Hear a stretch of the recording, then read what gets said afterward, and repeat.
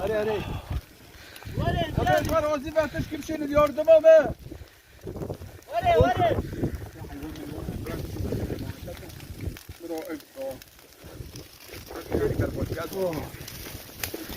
Röportaj kimde? Buraya acil helikopter lazım. Bir sürü hayvan var, bir sürü şey var. İnsanlar perişan oldu burada.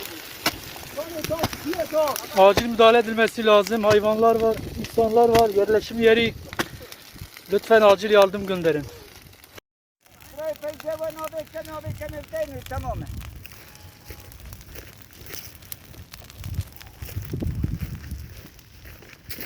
Her ne peşim de peşe ne bindu. Vay ten vay para ten.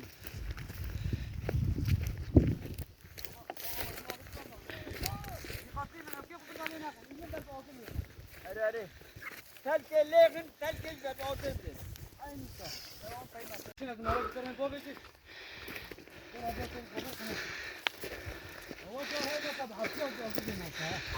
Allah noche.